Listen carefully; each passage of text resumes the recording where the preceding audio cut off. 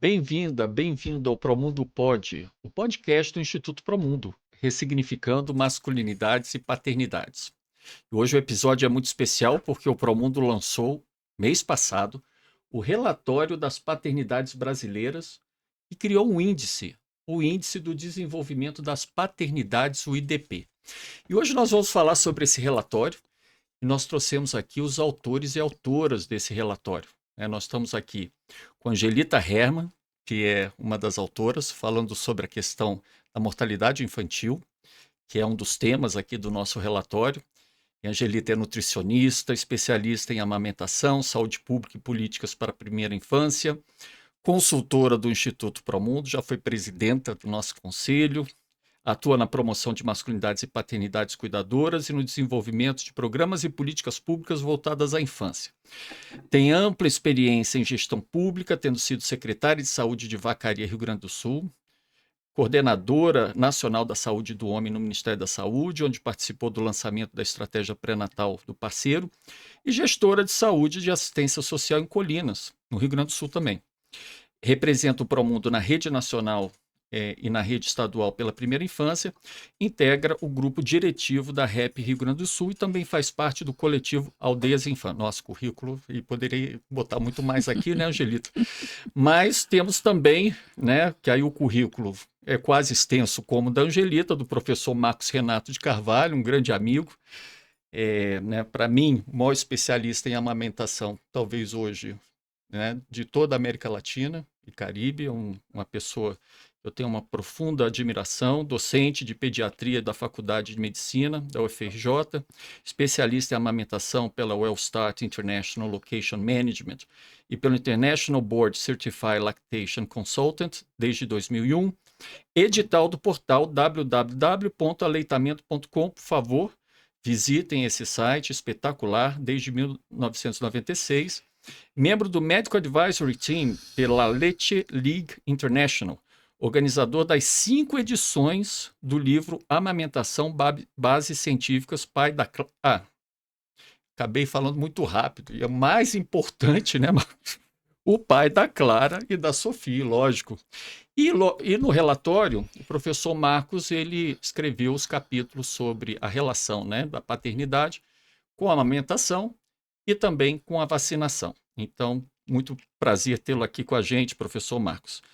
E nosso querido Giovanni Dimas, né, que também um amigo querido, enfermeiro especialista em saúde ocupacional, UTI geral, gestão e consultor também do Promundo, né? Tá todo mundo em casa, atuando há 17 anos na construção, desenvolvimento, promoção e implantação da Política Nacional de Atenção Integral à Saúde dos Homens, PNAE do Ministério da Saúde, e também deixou por último, mas talvez o dado mais importante do currículo aqui é pai do Daniel, né? E como vocês sabem, eu sou Miguel Fontes, diretor do Instituto Promundo. Mas falamos bastante, temos que discutir aqui sobre o relatório das paternidades, né? E esqueci de dizer também que o Dimas, ele fez o capítulo sobre a relação, tomou até uma repercussão grande, né, Dimas, esse tema, que foi a relação do índice do desenvolvimento das paternidades e da mortalidade de forma violenta de crianças e adolescentes, né? E praticamente para todos esses 4, a relação foi direta entre paternidades e essas outras taxas, né, de resultado do que acontece na vida da infância e dos adolescentes. Eu vou começar, já que está aqui com a gente no estúdio, com a Angelita, né, para ela dar boas-vindas, depois vou passar para o Marcos e para o Dimas, para dar as boas-vindas iniciais e falar um pouco sobre como foi a experiência de participar na elaboração desse relatório. Então, primeiro dizer da grande alegria de estar aqui conversando com vocês, né? Que são, quando você fala do Dr. Marcos, o Dr. Marcos foi meu grande mestre, é o meu grande mestre, desde o momento que eu entrei na saúde pública em 2005. Foi ele que me guiou muito para os caminhos do aleitamento materno, para os caminhos das políticas públicas com sustentabilidade. Então, para mim é sempre uma grande honra estar junto com o meu querido mestre, Dr. Marcos, né? Com Dimas, que é um grande amigo, que quando conheci lá em 2015, na Política Nacional de Atenção Integral à Saúde dos Homens, o Rio de Janeiro já vinha fazendo um movimento, aliás, o Rio de Janeiro tem um movimento que é precursor e é inovador, né? Ele é de vanguarda na questão das masculinidades. Então, trabalhar com o Dima sempre é muito, muito prazeroso e muito afetuoso também. E contigo, né, Miguel, que é assim, né, um grande parceiro desde 2019 no Promundo, é uma grande referência em masculinidades. Então, para mim, foi um grande prazer estar trabalhando com vocês, com esses homens ressignificados e em ressignificação o tempo inteiro, assim, né? Que são grandes especialistas no cuidado infantil também, né? E do quanto a gente consegue trabalhar a relação das masculinidades com uma infância protegida, com uma infância desenvolvida, com uma infância com bons indicadores de saúde, de aleitamento materno, e trazer que isso também traz, digamos assim, a conceituação daquilo que eu vivi também, de uma paternidade muito participativa com a Arno, né? Pai da Dora, minha filha de 26 anos, que eu não coloquei no meu currículo, né? Mas do quanto é muito interessante a gente poder olhar a conceituação e olhar os estudos que comprovam que aquilo que aconteceu na vida mesmo, em relação ao aleitamento materno de Dora, em relação ao cuidado, é verdadeiro e é possível para todas as crianças e para todas as famílias também que estejam tendo essa experiência. Não, que lindo. Eu me sinto aqui com vocês três, vocês trabalham muito na parte do acolhimento, né? Eu me sinto muito acolhido, é uma energia muito boa, né? Então, passar a palavra aqui para o professor Marcos, que também transmite tanta coisa boa, né? O grande defensor da amamentação no Brasil. Bom, é uma alegria estar ao lado de vocês e foi uma grata satisfação a gente escrever esses 2 capítulos sobre esse tema tão fundamental para a vida humana e para a proteção da saúde das crianças, né? A gente começa o capítulo mostrando que a amamentação não beneficia só a criança, beneficia a mulher que amamenta, beneficia à comunidade, à sociedade, a uma economia e a uma sustentabilidade. Amamentar também é um ato ecológico. E, apesar do Brasil ter uma política pública de 40 anos em relação ao aleitamento, a gente ainda está aquém das metas da OMS para a amamentação exclusiva aos 6 meses. A meta atual é a gente atingir 60% em 2030, e nós estamos com menos de 50%. E é muito interessante, eu acompanho essa política desde 1981, que na política de promoção, proteção e apoio ao aleitamento não aparece em nenhuma vez o pai. É como se fosse uma criança sem pai, né? Ou como se o pai não tivesse função nenhuma no apoio à amamentação. E nesse capítulo de amamentação, a gente prova justamente o contrário. Quando o pai está consciente, é informado, participa do pré-natal, participa do parto, ele pode ser um grande apoiador da amamentação, um suporte que faz com que a amamentação exclusiva seja maior e mais a longo prazo. E também há muitos benefícios do homem cuidar do bebê. Quando o homem troca a fralda, pega o bebê no colo, aumenta os seus níveis de prolactina, que é o hormônio do amor, aumenta os seus níveis de ocitocina, que é o hormônio do prazer, e diminui os níveis de testosterona, que é o hormônio da libido, da violência, né? Então, é muito benéfico para todos que a amamentação seja apoiada e que o homem participe. Senhor Marcos, eu vou pegar até esse gancho para a gente debater um pouco e passar para o Dimas, mas eu não podia perder esse momento, que agora saiu na imprensa uma coisa realmente escandalosa de uma jornalista francesa que falou que a presença do pai é inútil e falou que o parto é nojento e que a participação do homem é inútil, né? O relatório inteiro, cientificamente, evidências aqui, provando por A mais B, os capítulos que vocês escreveram. Como é que você se sente quando ouve uma jornalista dessa? Eu fiquei muito indignado e parece que a repercussão foi enorme, né? Porque ela teve que se retratar, né? E o mais interessante é que esse jogador manteve a sua decisão, a equipe o liberou, ele foi assistir o parto e voltou para a Copa do Mundo, né? Então, foi um exemplo espetacular de decisão masculina e do homem abrir mão, é lógico, da sua paixão, da sua profissão, de estar num lugar importante, mas ele colocou mais importante estar ao lado da companheira e acompanhar o nascimento do filho. Eu acompanhei o nascimento das minhas 2 filhas e é um momento único na vida humana.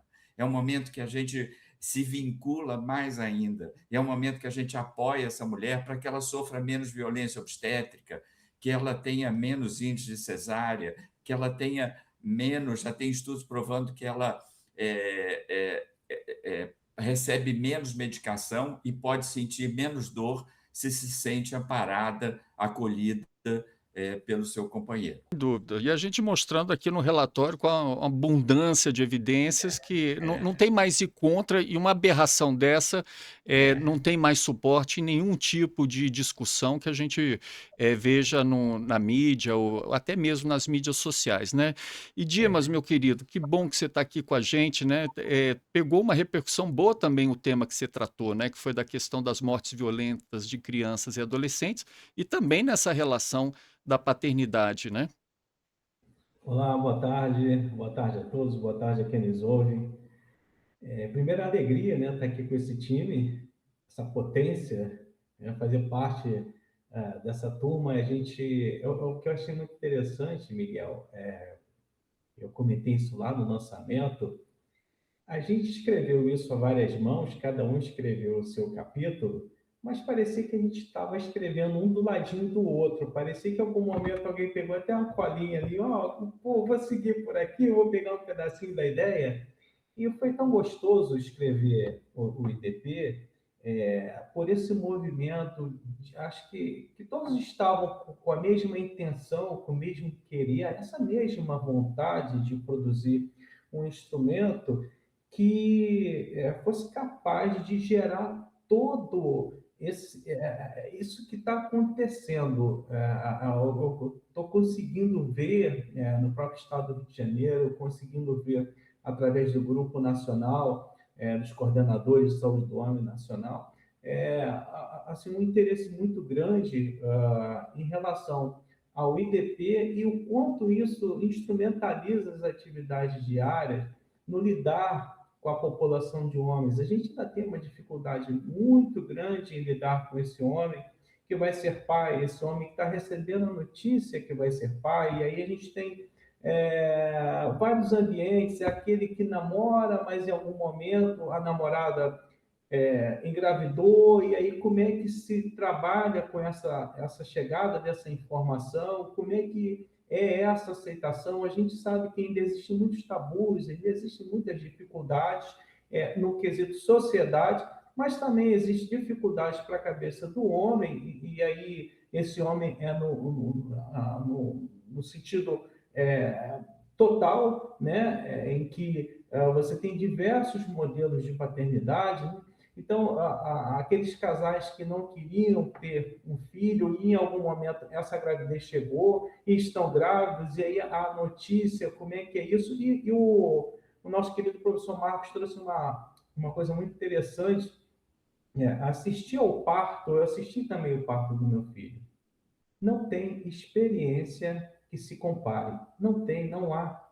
E a gente tem sido tão agraciado com os movimentos em relação à paternidade, em relação à chegada do homem nesse novo movimento, de compreender como é que é ser pai, de participar do processo e de dar continuidade, de ser realmente esse companheiro que a esposa precisa em todos aqueles momentos, né, ali do pós-parto, e a gente vai conversar muito durante o nosso podcast, mas a gente tem para hoje uma coisa que é muito importante. A Lei 11.108, ela garante a presença desse parceiro, dessa pessoa de escolha. Quem é que foi escolhido para acompanhar o parto? Então, pode ser o pai biológico? Ok, pode, mas pode ser também uma outra pessoa que essa mulher queira. Então, esses direitos e o direito de acompanhar o nascimento, antes era uma coisa que era totalmente vedada, não pode entrar, e né, a gente conhece bem essa história. Mas, Que pagar para ver o parto do meu primeiro filho em 98. Isso eu lembro olha bem, isso, né? olha, Sabe por que a gente pagava com cheque naquela época? Então eu fiz um cheque no hospital para poder ver o parto do Lian. então, Hoje é proibido, né? É bom esclarecer, né? Graças ao esforço de profissionais como você. obrigado, Miguel, obrigado. É isso. E uma coisa assim, que eu queria começar para a gente discutir é o seguinte: porque o Promundo agora entrou de vez nas redes sociais e a gente traz o tema, traz essa abordagem, importância do homem e tal. E o IDP, ele tem 4 indicadores, né? É o indicador do nome do pai na certidão de nascimento, né? Nós temos a questão da participação no pré-natal, a questão da atribuição doméstica, das tarefas domésticas, e a questão de chefia de família sem a presença do pai, principalmente cuidando de criança, né? E essas taxas, elas são muito ruins, de forma geral, no Brasil, né? A gente fala em alguns estados pior e tal, a gente faz e cria um índice a partir daí. E por serem ruins, a gente recebe muito, né, do público, porque a gente não está falando aqui só para quem é convertido, né? A gente está falando para todo mundo, né?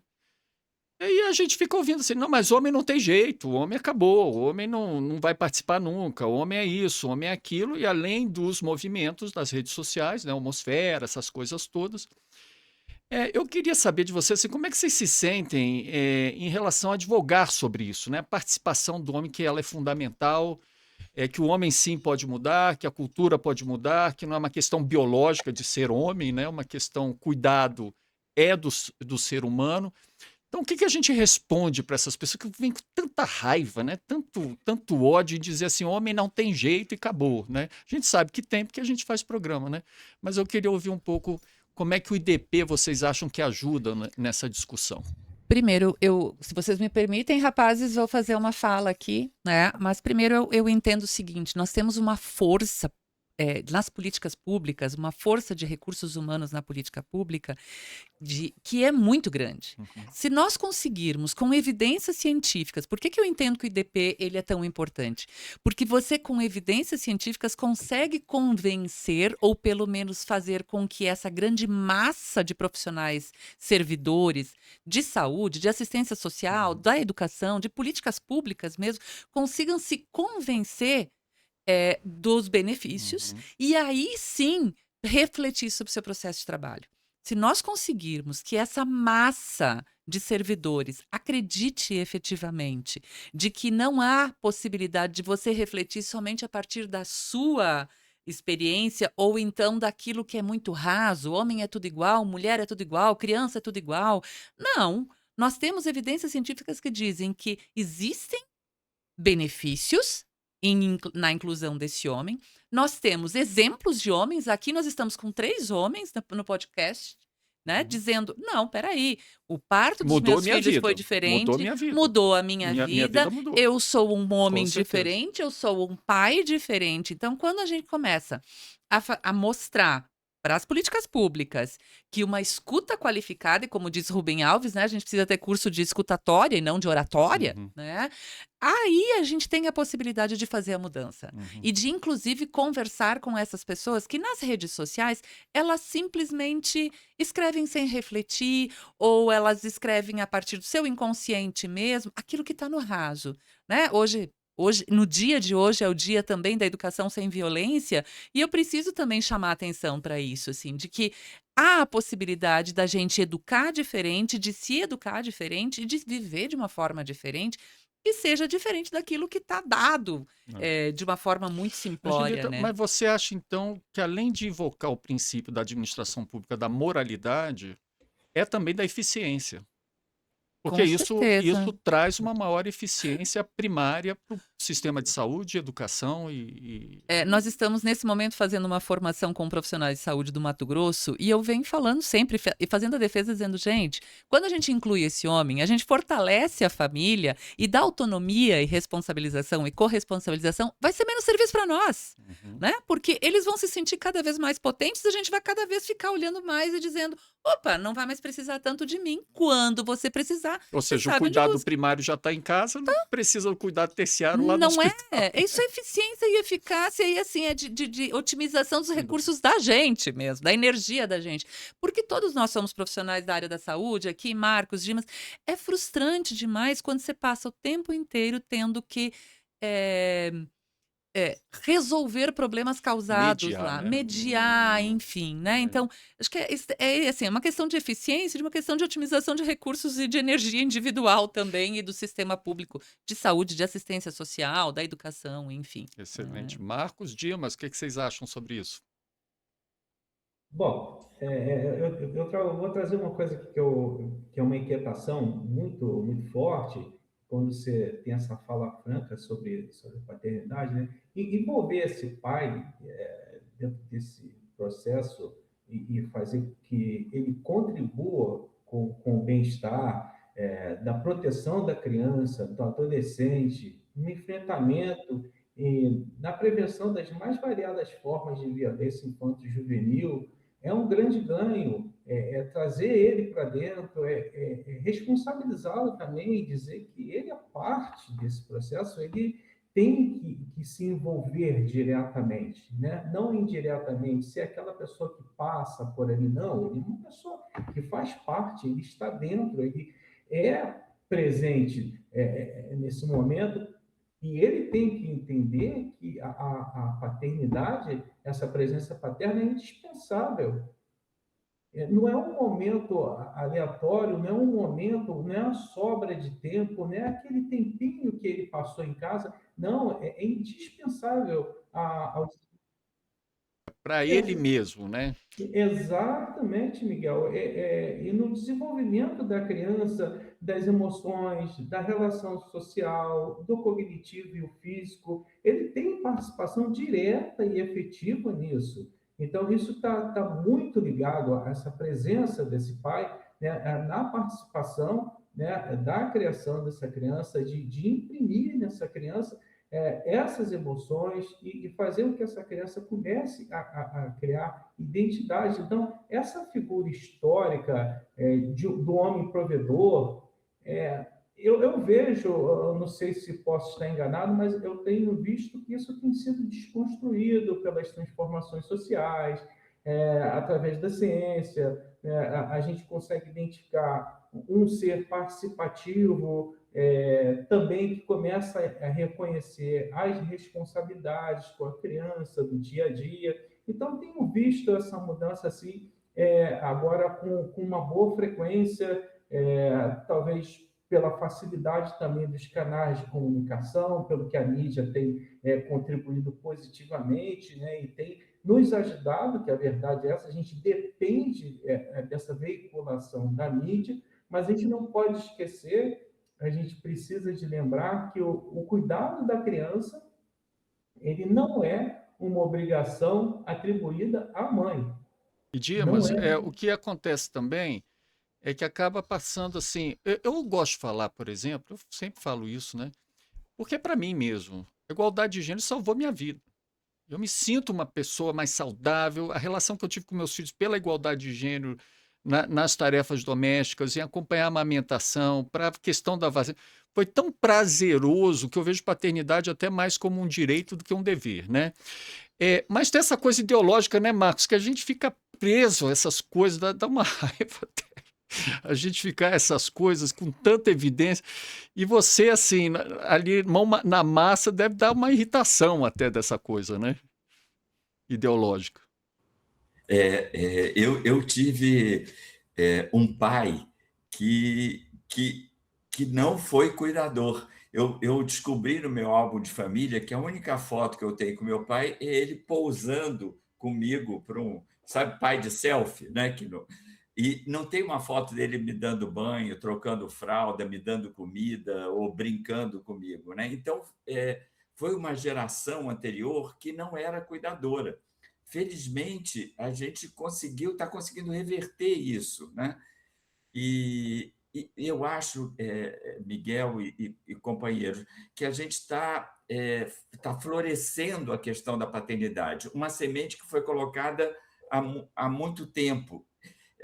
Eu me lembro, em 1988, quando a gente conseguiu 5 dias de licença, o nosso querido Ulisses Guimarães é, reagiu de uma forma horrível, dizendo que a gente era índio, né? É, é, Era 9 meses antes, uma atrocidade, né? isso, horrível, né? Mas a gente foi acumulando pequenas vitórias, a lei do acompanhante, a lei da guarda compartilhada, o marco legal da primeira infância, que conseguiu aumentar mais 15 dias para licença maternidade, o programa da Receita Federal, da Empresa Cidadã, que também aumentou para 20 dias, o Programa Nacional, a Política Nacional de Atenção Integral à Saúde dos Homens, que é muito recente em relação à longeva política de saúde da mulher, né? E agora, recentemente, a lei que aumenta a licença paternidade para 20 dias, né? Então, eu acho que a gente conquistou muito.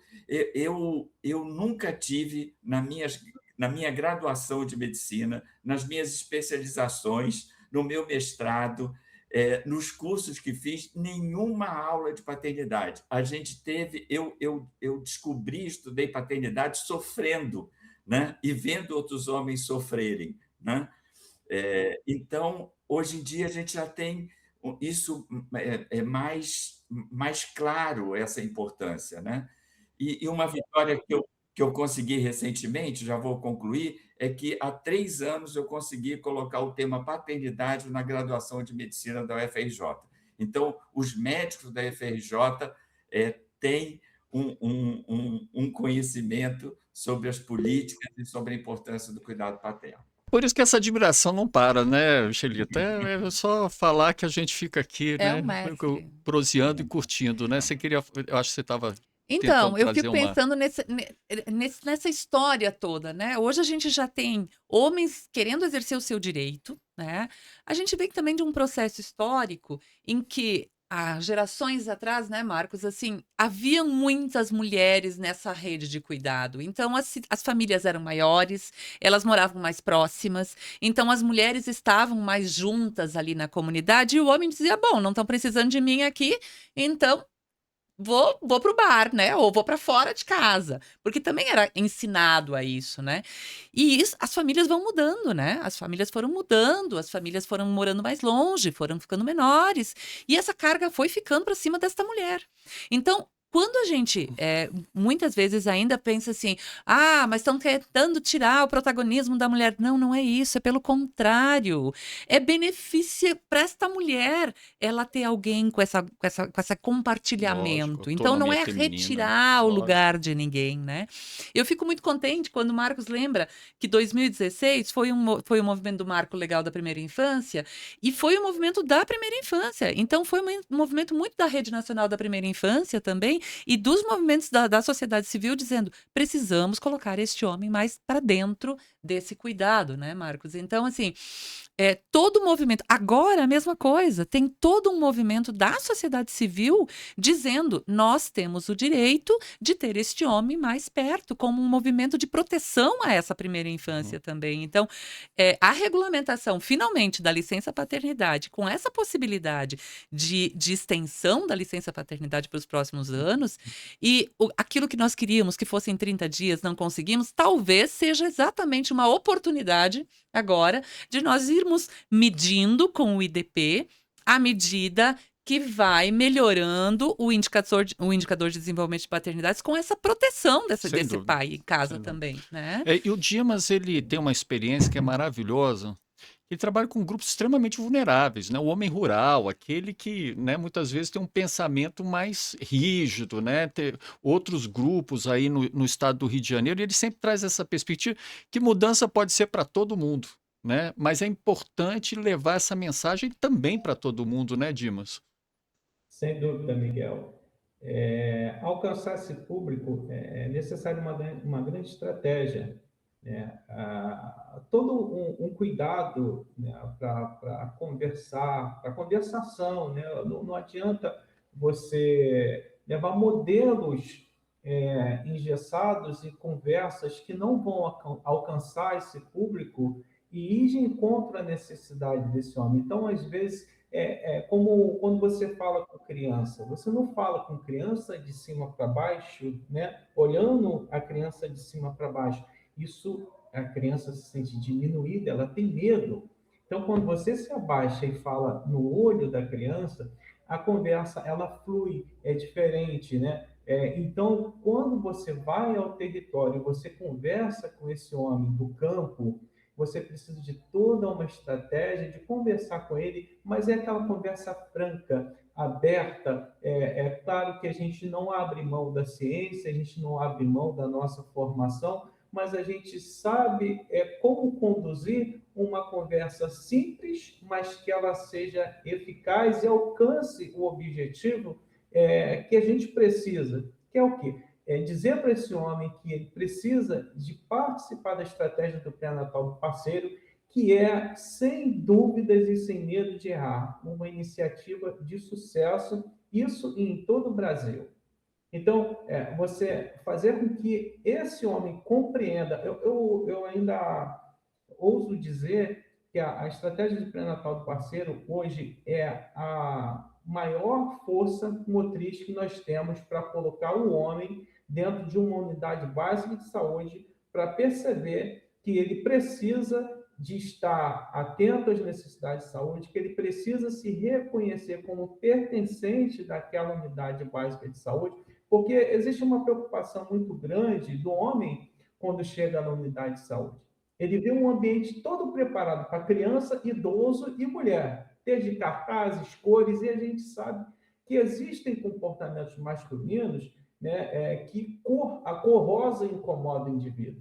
Então ele não entra. Mas por que você não entrou? Porque aquela unidade é para mim, é para a mulher, é tudo rosa lá. Então, ter esse cuidado, desse acolhimento, a porta de entrada de uma UBS, o acolhimento de uma unidade básica de saúde, ela fala muito, ela introduz ou exclui o indivíduo da saúde preventiva.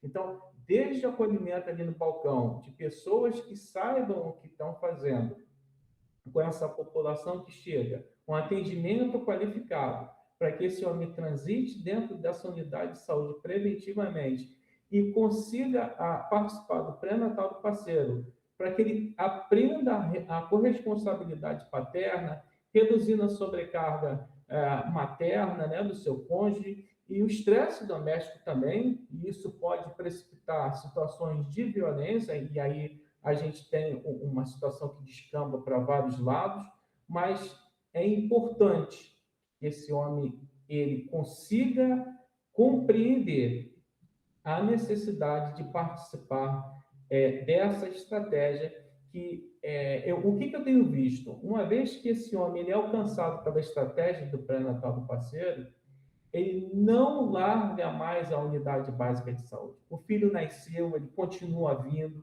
ele continua cuidando da saúde preventivamente, ele continua olhando para si, porque ele começa a compreender que ele é acolhido, ele vai ser também assistido junto com a sua esposa e seu filho, e ele vai ter longevidade para ver essa criança crescer, florescer e poder acompanhar, porque a desinformação também, aspas, é um tipo de adoecimento. O indivíduo que não busca compreender, não busca se informar, ele é agredido por vários e vários momentos, quer seja da natureza ou quer seja de adoecimento, porque ele não entendia como se cuidar preventivamente. Mas você está falando do negócio que eu acho que é importante aqui, e falando de saúde. Então, estamos com profissionais aqui de saúde, essa questão de criar um ecossistema favorável a essa participação do homem, né? Então, não adianta o homem mudar ou a família mudar e não encontra ressonância nos espaços, né? E o Marcos falou uma coisa que não me tocou muito, né? Sempre toca, a gente se emociona, Marcos, quando você falou do seu pai, porque eu lembro do meu, né? Lógico, também muito rígido, né? E a gente vai estudando saúde e define, né, a OMS, um estado de completo bem-estar físico, mental e social. E meu pai passou 93 anos sem um espaço de saúde social. Ele nunca teve um espaço de saúde social, né? O lugar que eles frequentavam, ou a coisa que ele ia, era para reforçar padrões de comportamento de masculinidade hegemônica, né? Não eram espaços para ele se cuidar e refletir, etc., né? Então, eu acho, Dimas, que você traz uma coisa muito interessante, e a Angelita traz isso também, porque fez um trabalho maravilhoso na cidade natal dela, né? E o Marcos, com essa insistência de trazer, né? E começa a ver como é prazeroso o ensino, né, da paternidade no âmbito de uma universidade federal, essa importância de realmente tratar da saúde social do homem, né? Que é sempre voltada a uma questão cultural de reforço de comportamentos de risco, de falta de cuidado, essa coisa toda. Então, eu acho que o espaço da UBS, até pouco tempo atrás, não era um espaço de saúde social, né? Então, eu queria até ouvir de vocês, assim, como que propagar esse espaço para a família também ser um espaço de saúde social, porque a família, na maioria dos casos, eu tenho a petulância de falar isso, não é um espaço de saúde social, é um espaço também de reforço dessa performance do que é ser homem e do que é ser mulher. E assim a gente vai caminhando, né? Marcos, queria ver como é que você se sente em relação a essa reflexão. É isso mesmo, eu concordo com o Dimas também, né? Eu costumo falar que os serviços de saúde são Marisa, de mulher para mulher, né? Porque há uma... Tenho usado isso, viu, Marcos? Aprendi contigo. Mais uma que eu aprendi Muito bom, contigo. gostei.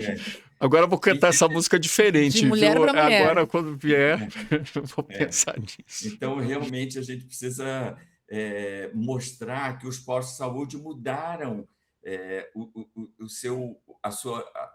os serviços, né? Que o homem tem um espaço para ser cuidado, e a gente tem que ter agentes comunitários de saúde homens, isso é muito bom, né? Porque esses agentes comunitários podem ser o captador desses homens para que eles frequentem as unidades e participem, por exemplo, do pré-natal, que levem os filhos para vacinar, porque no outro capítulo, a gente não pôde falar, o capítulo de vacinação e paternidade, vários estudos mostram que quando o homem se vacina, ele dá exemplo para o filho.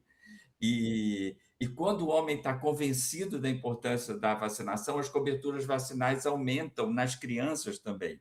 Então, o homem também tem que tomar vacina e a gente tem que usar mais comunicação, né?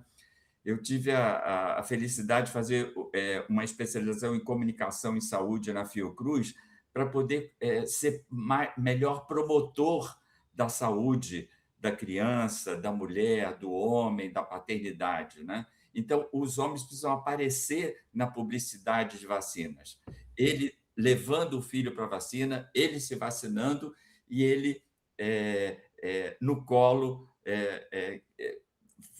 fazendo com que seu filho tome a vacina. Né, Júlio, eu queria passar para você também essa reflexão, que a gente trabalha sempre com 3 P's: pesquisa, programa e promoção. A promoção ela é importantíssima, né? Promover como essas mudanças são necessárias, né? Por isso é tão importante a gente falar de novo, vou dizer de novo, da força da política pública, né? Ou dos servidores da política pública.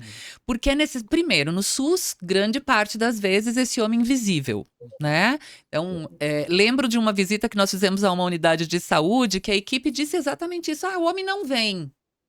O Brasil inteiro fala isso. A unidade de saúde, todas as equipes fazem essa fala. Lá no Rio de Janeiro, né? Lá no Rio de Janeiro. Foi aí, Dimas. Foi aí.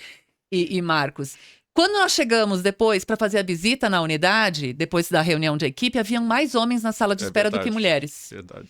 Mas esses homens são invisíveis, né? Então, a preparação da unidade de saúde é de mulher para mulher, a preparação dos grupos é de mulher para mulher, porque quando a gente prepara grupo de gestantes, né? Então, é para as mulheres, porque são 90% da força saúde social é para mulher. Né? É para mulher também, né? Homem não precisa ir. E ainda tem mais uma coisa, né? Que acaba acontecendo. Quando este homem vem, o que viraliza é o homem chorando na hora que o bebê vacina. Né? Que ele tá lá segurando e dizendo, eu vou sofrer junto. Então, ao invés da gente mostrar um homem bem representado, a gente caricatura ele de novo. E colocando ele num papel de que ele não pode cuidar, né?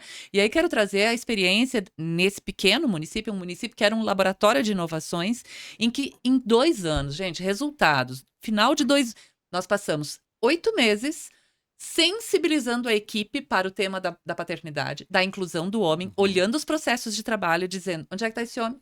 E aqui, onde é que está esse homem? Eu era a chata dos homens, né? Gestora chata dos homens que dizia, onde é que está o homem nessa logo? Onde é que está o homem nesse card? Onde é que está o homem nessa... Aí dizia assim, não, mas você está querendo colocar vídeos de homens no Dia das Mães? Quero. Eu quero. Porque não tem nada melhor para uma mãe de tu ter um homem companheiro ali do lado. Porque isso reduz a tua carga e a tua culpa materna, né? Que é aquela culpa de que, nossa, a gente tem que dar conta de tudo, a gente tem que amar todo mundo. Não é, é mentira isso. Isso é criado, é mito, né? Passamos 8 meses sensibilizando a equipe de saúde. Foi o que mais tempo levou. Sensibilizando a equipe de saúde e olhando os processos de trabalho, dizendo, esse homem consegue se enxergar dentro do consultório? Tem uma cadeira para ele? Onde é que ele fica? É rosa a unidade ou não é? Que espaços são esses aqui? 8 meses revisando isso e mais 1 ano de trabalho. Nós fizemos isso em 1 ano, o resultado de 2 anos depois, resultado anual, doutor Marcos, querido, né? Que você me ajudou a pensar políticas públicas de cuidado na primeira infância lá atrás para uma cidade amiga da amamentação, né? 2 anos depois, nós tivemos 100% dos homens participando dos grupos que não chamavam mais grupos de gestantes, se chamava grupo Bem-Gestar, Saúde e era social finalzinho na de veia. tarde, saúde veia. social na veia, e isso provocado pela própria equipe, me dizendo, não quero mais fazer grupo de gestantes. Digo, como assim? Não, quero fazer no final da tarde, você me paga hora extra? Claro que sim, tô pagando para isso, tá tudo certo. 100% dos homens no momento do parto com a sua companheira em uma maternidade que não era no mesmo município, ou seja, nós nunca tínhamos conversado com aquela equipe da maternidade. E isso se transformou em 64% de partos vaginais e em 73% de mulheres em aleitamento materno exclusivo no 6º mês. Tudo que nós queremos, e 0% de mortalidade infantil. Ou seja, quando a gente efetivamente prepara esse homem, acolhe esse homem, coloca ele dentro do processo como protagonista, né, nós melhoramos os indicadores Sem dúvida. de saúde Aqui, e os indicadores sociais a mesma o coisa. relatório está escancarando Né? isso, Então, né? é possível, é viável quando a gente muda a forma como a gente acolhe e como a gente vê que esse homem, ele não tem o dever de ser pai, ele tem o direito de ser pai e a política pública precisa garantir esse direito, né? Não criando barreiras ergonômicas, barreiras de processo de trabalho, de horário de atendimento, ou então como um relato de uma pessoa do Mato Grosso, nessa formação que nós estamos, de uma pessoa da recepção que encontrou um homem no corredor às 3 horas da tarde esperando para ser atendido e ele diz, e aí a recepcionista diz assim, o que você está fazendo aqui essa hora que você não está trabalhando? Ui. Ou seja, dá vontade, é vergonha alheia, né, gente? É vergonha Dimas, alheia. então é saúde social na veia mesmo, né? Miguel, a gente ainda tem todas essas coisas que a gente está trazendo, elas são reais. É o que acontece no dia a dia, é o chão de fábrica, o preto no branco. E, de fato, isso é mais comum do que se imagina. Pessoas sem qualificação na porta de entradas para acolhimento. Isso é assustador. Isso Agora, traz danos que às vezes são irreversíveis. Esse homem não volta mais na unidade. Uma pequena palavra faz com que esse homem ele não volte mais naquela unidade básica de saúde. Então, é algo que a gente tem que talvez se esforçar mais, trabalhar mais em relação a isso, para mudar essa porta de entrada com um pouco mais, talvez, de energia para capacitar esse público, para levar algum tipo de programa especial para a capacitação de quem está fazendo o acolhimento. É o cartão de visita. Então, não tem como a gente mais fechar os olhos para isso e achar que não, isso é um fato isolado. Não é. Não é um fato isolado.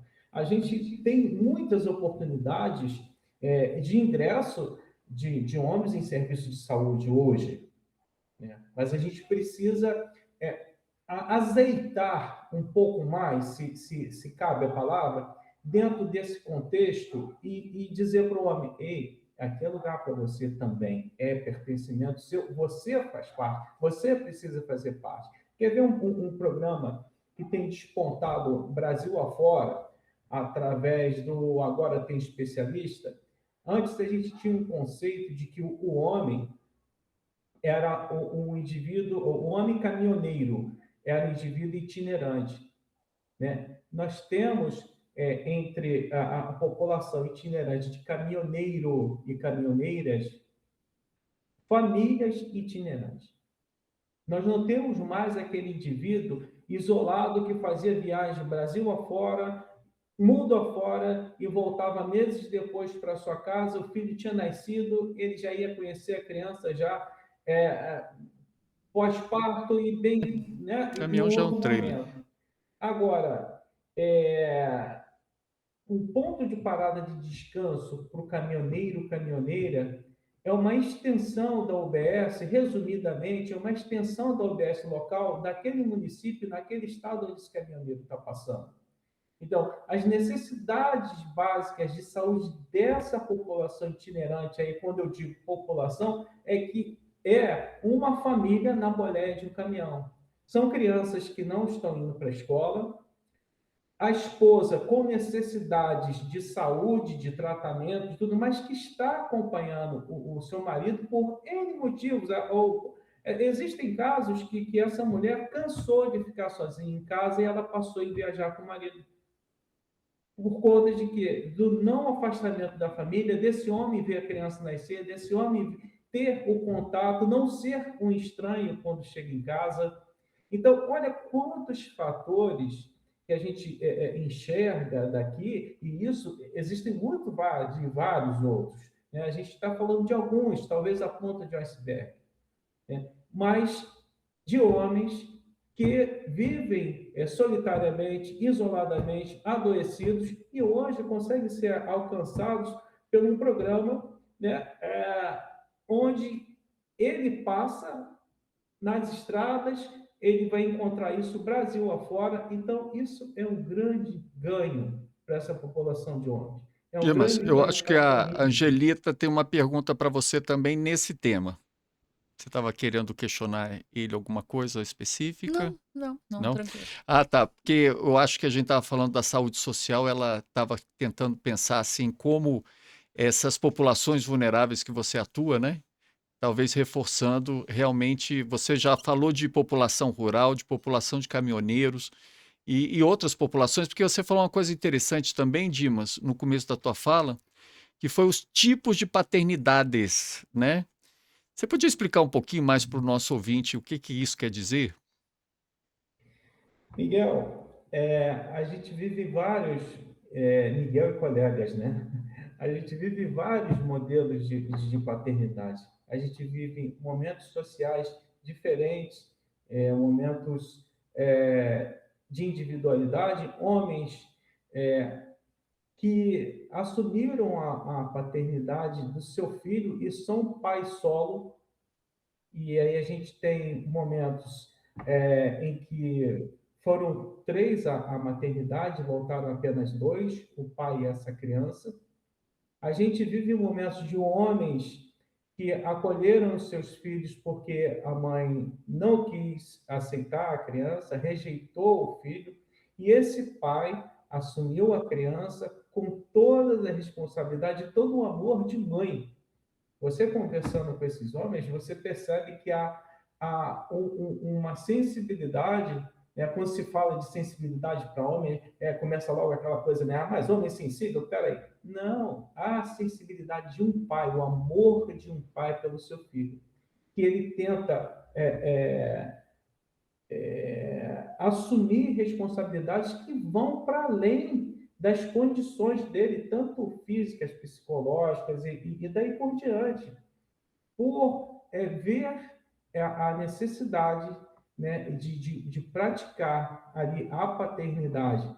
E a gente vê vários outros modelos de homens que assumem os seus filhos e querem fazer o melhor para essas crianças. Por exemplo, se você conversar com a população ribeirinha, as condições de vida da população ribeirinha, população quilombola, comunidade, homem do Rio das Águas, a comunidade pesqueira, como é que é essa relação de paternidade, esse pai amoroso, né, que enfrenta as dificuldades do dia a dia, a dificuldade do sol a sol, né, das condições precárias de vida, mas que tenta ofertar as melhores condições para o seu filho. Então, a gente vê um cenário muito interessante, mas muito bonito também, né?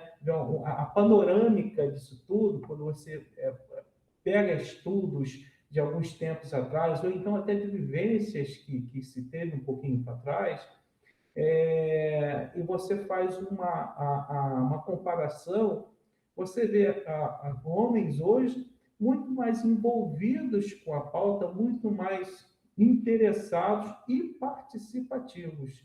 Então, Que eu queria ressaltar também é essa questão que vocês estão trazendo da política pública e da relação com o IDP, porque no relatório tem várias passagens incríveis, né, de falas aqui importantes.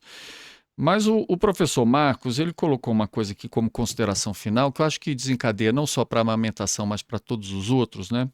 Uma reflexão importante. A amamentação é uma prática biologicamente superior, socialmente estratégica e ambientalmente sustentável, cujo sucesso depende do entorno favorável, o ecossistema aí funcionando, né? As evidências apresentadas ao longo deste capítulo demonstram que o paternar medido pelo IDP associa-se positivamente à taxa de duração do AME, independente do nível de riqueza regional. Independente do nível de riqueza regional, né? Homens informados e engajados fortalecem o apoio emocional, prática decisória às mães, reduzindo barreiras culturais ao aleitamento. Assim, promovem paternidades corresponsáveis, não é apenas uma agenda de cuidado de gênero, mas uma intervenção eficaz de política pública com impacto direto na saúde infantil, no bem-estar da família e desenvolvimento sustentável. Gente, qual é a importância, então, de ter um índice de desenvolvimento das paternidades? Que referencial é esse para as políticas públicas, já que a gente está falando sobre o fortalecimento dessa estrutura? Para mim é um referencial fantástico, porque ele mede efetivamente se aquilo que nós estamos providenciando enquanto política pública já é suficiente para a gente atingir a meta do que a gente precisa. Pense, por exemplo, na questão da mortalidade infantil. O Brasil avançou muito na mortalidade infantil, mas nos últimos anos ele tem ficado estável. É necessário um grande salto para que a gente consiga atingir a meta, que foi o próprio Brasil que disse: rever minha meta, que eu já fui muito bem, né? Nós ainda estamos perdendo muitas crianças no período neonatal. Neonatal que vai até os 27, 28 dias ali. Quando a gente pega dos primeiros dias de 1º a 7, né? Ali tu tem muita questão da prematuridade, assistência no pré-natal ou no momento do parto, ou alguma questão congênita ali. Mas nós ainda estamos perdendo muitas crianças, né, doutor Marcos, até 27 dias, que são aqueles primeiros dias, e aí é por engasgo, e aí é por um acidente doméstico, aí é pela síndrome da... Quando você deixa esse homem preparado para que aquele sinal de desidratação seja melhor visto, ou mais rapidamente visto, para aquele sinal de engasgo, aquele sinal de febre, nem é uma depressão pós-parto, mas que a mãe muitas vezes não está conseguindo dar conta nem de ver esse olhar, né? Quando você prepara esse homem, você dá um salto de qualidade nessa redução da mortalidade infantil, ou na segurança dessa criança nesses primeiros dias, né? Até as coisas irem se ajeitando. A questão da pojadura, né, Marcos? A questão da descida do leite também, a mesma coisa.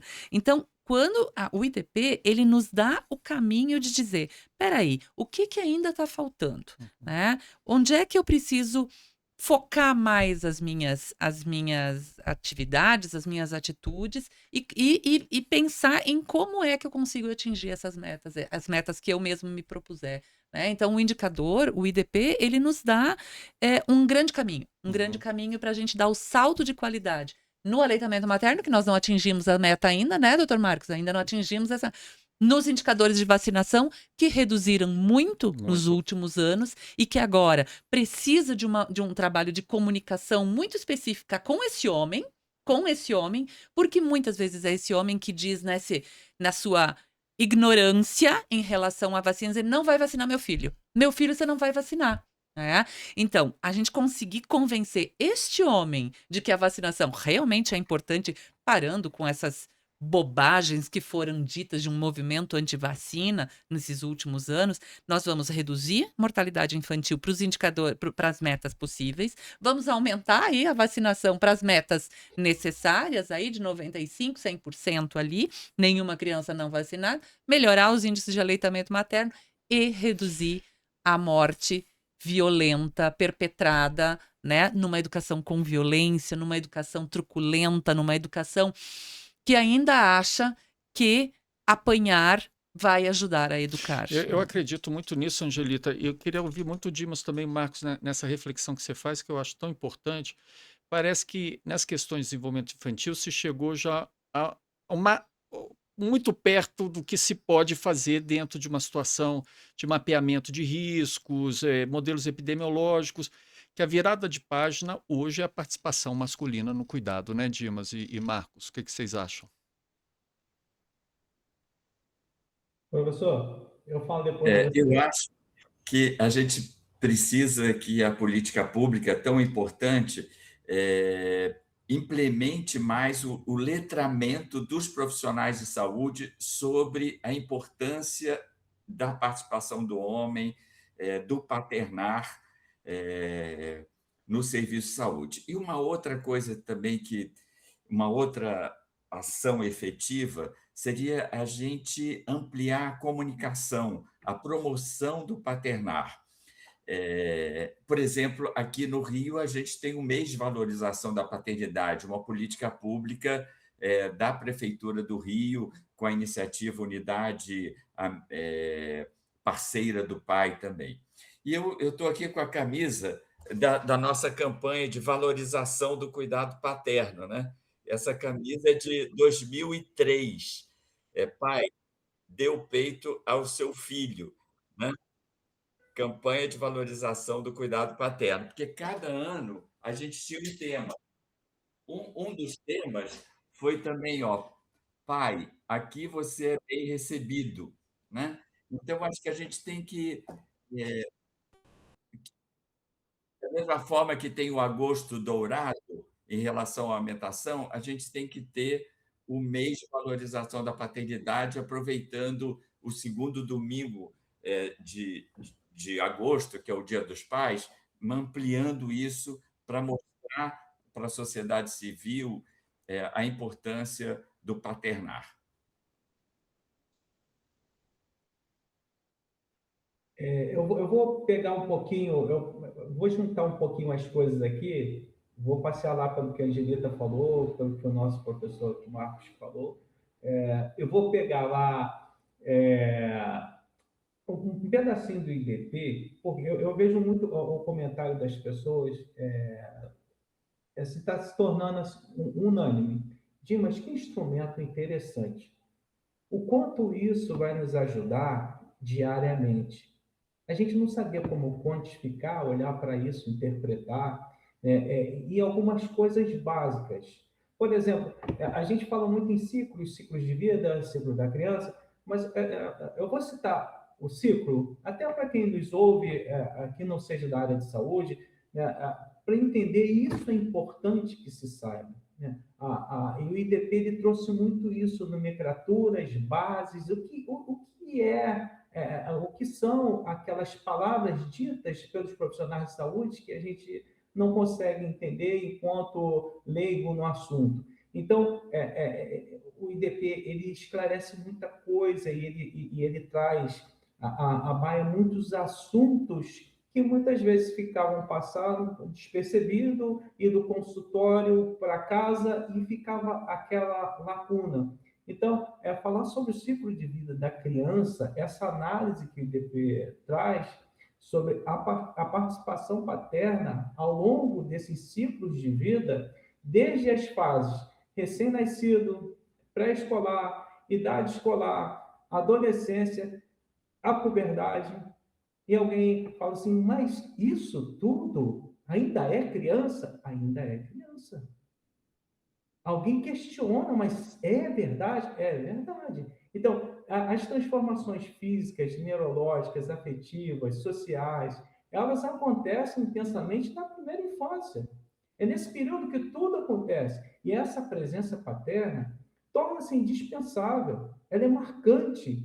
Ela tem aquele recorte temporal na vida desse indivíduo, na vida dessa criança. E isso ele vai carregar. A gente viu aqui memórias, né, do pai do Marcos, do pai do Miguel. Então, são memórias que a gente carrega, que a gente leva para a nossa vida, está no nosso DNA. Aquilo está intrínseco e vai conosco, e a expectativa é que nós transferimos isso para os nossos filhos, para os nossos netos. E daí por diante. Ou então, aquela criança com quem você tem afeto, né? Você quer transmitir logo isso que você recebeu, porque é amor, é algo que traz impacto, é algo que envolve, é algo que muda a vida, muda a história.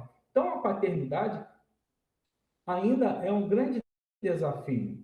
É um grande desafio para homens, né? Essa coisa do desafio que você está colocando, e eu vou, desculpa, estar interrompendo um pouco, que a gente vai ter que entrar no último bloco, porque infelizmente a gente tem aqui uma vontade de falar e participar, assim, porque o tema é maravilhoso. Mas nisso que você está colocando, eu quero fazer até analogia para a gente fazer um debate final.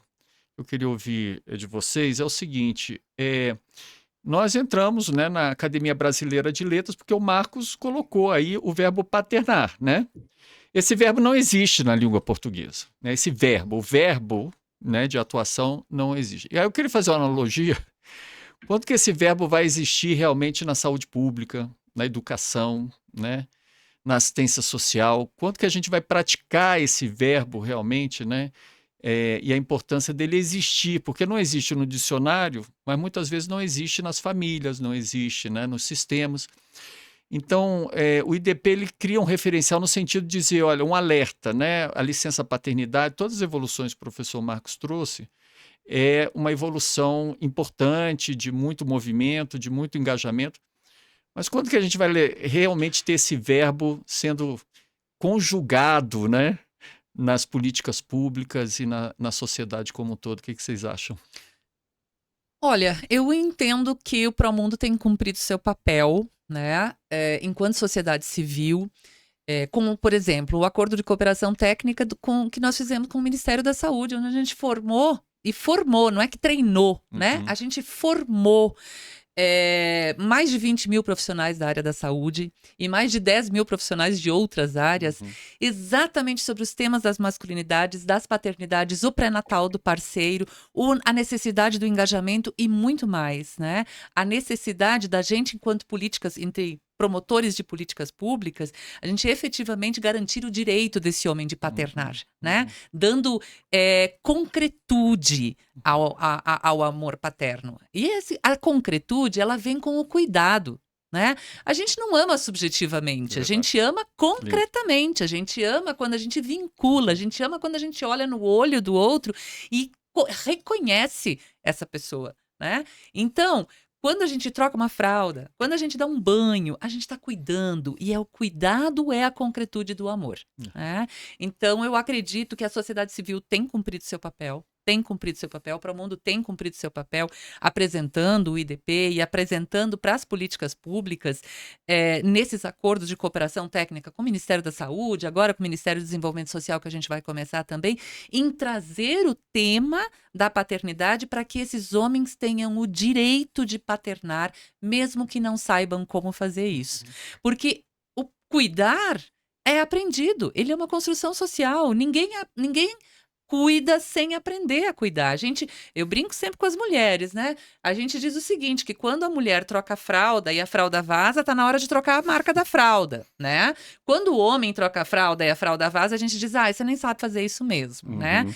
Então, quando a gente efetivamente dá o espaço para esse homem cuidar, consegue compartilhar, a gente, enquanto mulheres, se permite também debater o mito do amor materno e dizer: eu vou dar o espaço, porque esse espaço não é só meu, esse homem é protagonista também no cuidado.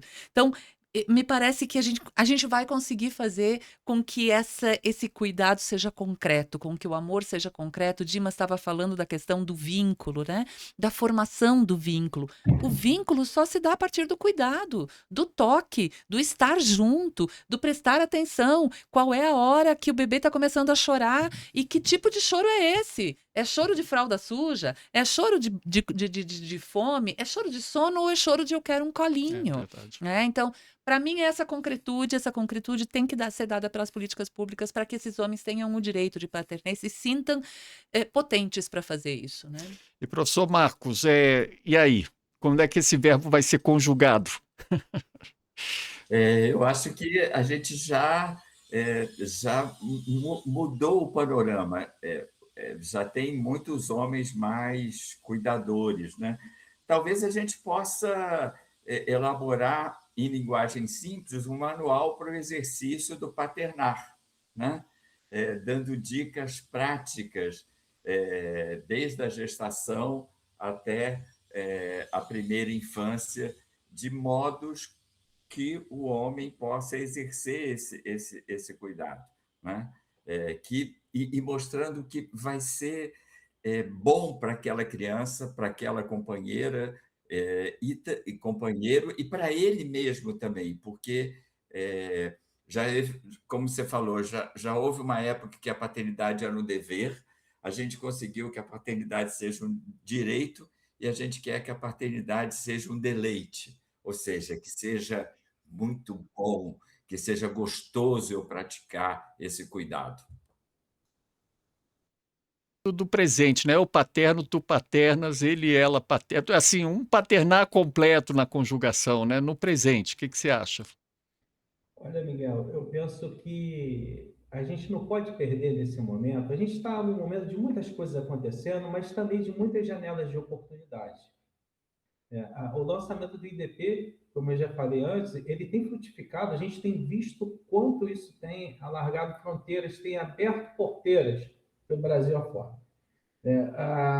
E se a gente não perder de vista essa sequência cronológica, que a gente consiga ressignificar a paternidade do homem contemporâneo, é um desafio que a gente já conseguiu vencer metade dele. Em termos de inteligência artificial, a gente conseguir avançar cada vez mais com as estratégias, principalmente do pré-natal do parceiro, e dizer para esse homem que deixar estigmas, preconceitos e masculinidades tóxicas para trás e viver esse novo tempo em que as coisas estão chegando com maior facilidade, o acesso aos serviços públicos de saúde, né? Antes eram tantas as dificuldades para a gente conseguir ocupar espaços, agendas em ambulatórios. Hoje a gente vê tantos programas, né? Aberturas de possibilidades em municípios que não tinham.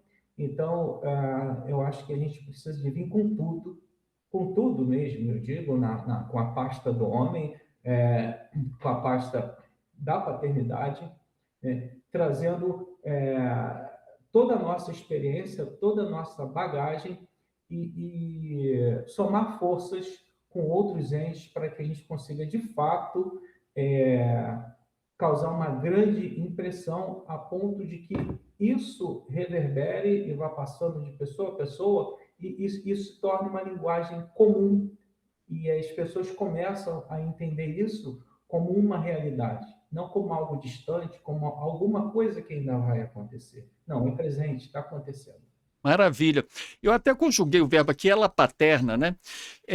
e botei o sujeito no feminino, e é mesmo abrir o espaço para que o homem paterne, né? Então, deixar o paternar também é uma coisa muito importante. Gente, aqui está o relatório das paternidades brasileiras, o IDP, está no site do Promundo, www.promundo.org.br. Não perca a oportunidade de estudar esse material, de fazer contato com a gente. A gente manda suas perguntas para o professor Marcos, para a Angelita, para o Dimas, se tiver também perguntas para mim, a gente fica à disposição de vocês. E queria aqui aproveitar para agradecer a esse grupo maravilhoso, né? Parabenizar pela atuação individual, profissional, coletiva e aqui dentro do Promundo, sendo um espaço de saúde social para a gente também refletir sobre isso e sempre com implicações nas nossas próprias vidas, né? Eu acho que é isso que é importante. Então, queria agradecer também a vocês que puderam nos ouvir aqui nesse episódio do Promundo Pod, o podcast do Instituto Promundo, ressignificando masculinidades e paternidades, e até um próximo episódio.